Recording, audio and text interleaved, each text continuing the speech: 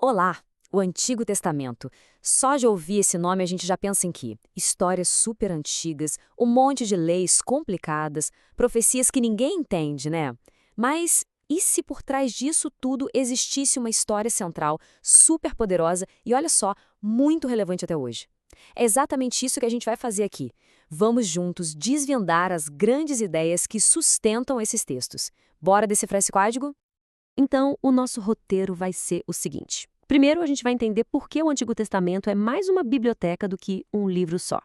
Depois, vamos encontrar o fio da meada que conecta tudo, a ideia da aliança. A partir daí, a gente vê como nascem as leis, como a sociedade se forma, mergulha nas lutas humanas pelo poder e, no final, a gente amarra tudo para entender por que isso ainda importa tanto hoje em dia. Então vamos começar com a ideia mais importante de todas. Aqui muda tudo. O Antigo Testamento não é um livro só. Pensa nele, na verdade, como uma biblioteca. É isso, uma coleção de vários documentos escritos por muita gente diferente ao longo de séculos, e cada um com um objetivo bem específico.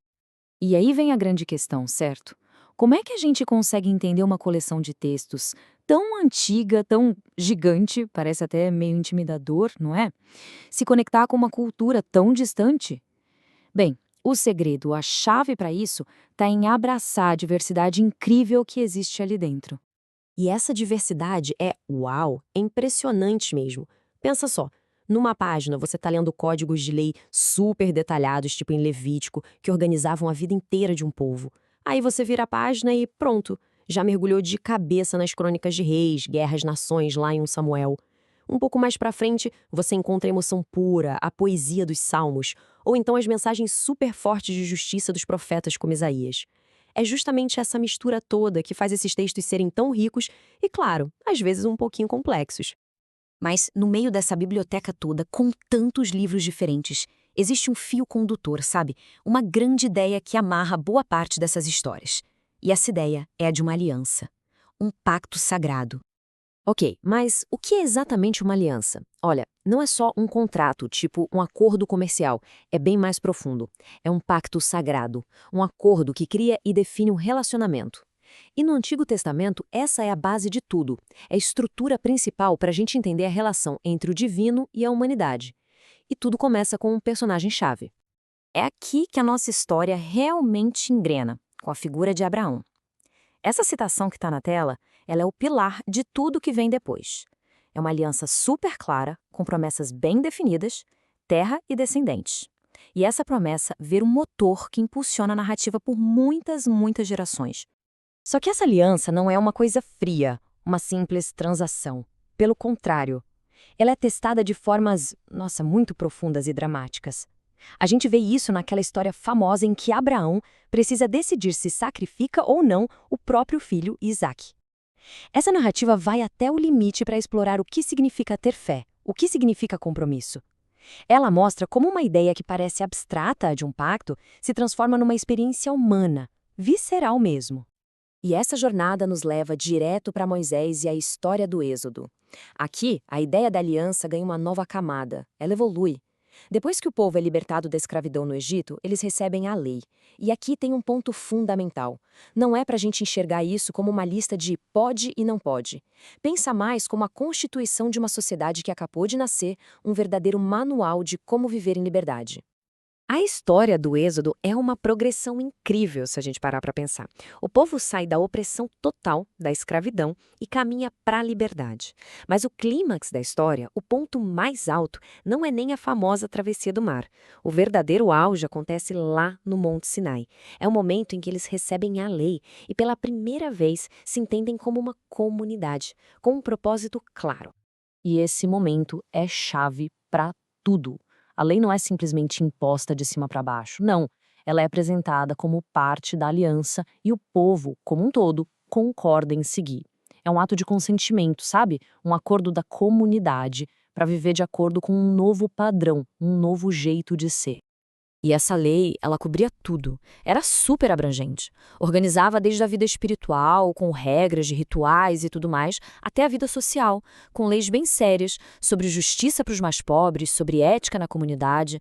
Basicamente, era um projeto de sociedade que pensava em cada aspecto da vida. Ok, então agora temos a aliança e a lei. O palco está montado. E o que acontece a seguir? A narrativa foca na luta humana, na dificuldade de viver de acordo com esses ideais todos. É aí que a gente entra na era dos juízes, dos reis, dos heróis. E a gente começa a ver, na prática, como a fé e o poder entram em conflito no mundo real. E logo de cara a gente percebe dois modelos de liderança bem diferentes. De um lado você tem figuras como Gideão, um juiz que nem queria ser líder, que foi chamado no meio de uma crise, e do outro lado a gente vê o surgimento da monarquia, com o rei Saul, que representa um poder mais formal, mais centralizado. Essa mudança de um modelo para o outro mostra bem as tensões políticas e espirituais que o povo estava vivendo. A história de Gideão é o exemplo perfeito disso. Quando ele é chamado, a resposta dele é basicamente: eu por quê? Ele se sente totalmente inadequado. Ele não é de família poderosa, não tem ambição nenhuma de ser líder. A liderança dele nasce puramente de um chamado divino, não tem nada a ver com o status. E isso, claro, cria um contraste enorme com o que vem depois, com a ideia de reis e dinastias. Então, a gente viajou pelas alianças, pelas leis, pelos líderes, e agora a gente chega na pergunta final, a que amarra tudo. Por que essa biblioteca tão antiga ainda conversa com a gente hoje? Por que ela ainda importa? Vamos resumir esse legado que dura até hoje. O legado, no fim das contas, está nas perguntas que nunca envelhecem. Perguntas como: o que realmente significa uma promessa? Como uma sociedade pode construir a justiça com base em leis e não só na força? Quais são os perigos, as armadilhas do poder? E a maior de todas, como nós, seres humanos, contamos a história da nossa relação com o divino?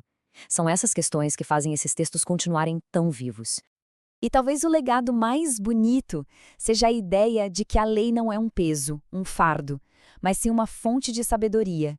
Esse trecho que a gente vê de um salmo, esse salmo é praticamente um poema de amor à lei, e ele revela uma coisa muito profunda, a ideia de que ter uma orientação, ter uma estrutura moral, vale muito mais do que todo o ouro e a prata do mundo. E tudo isso nos deixa com uma última provocação para a gente pensar. Ideias como um pacto social, a lei estar acima de quem governa, a responsabilidade de cuidar de quem é mais frágil. Se a gente parar para pensar, até que ponto essas noções, que foram escritas há milhares de anos, não formam a base do que a gente hoje entende por justiça, por direito, por uma sociedade boa? É um legado que com certeza vale a pena continuar explorando.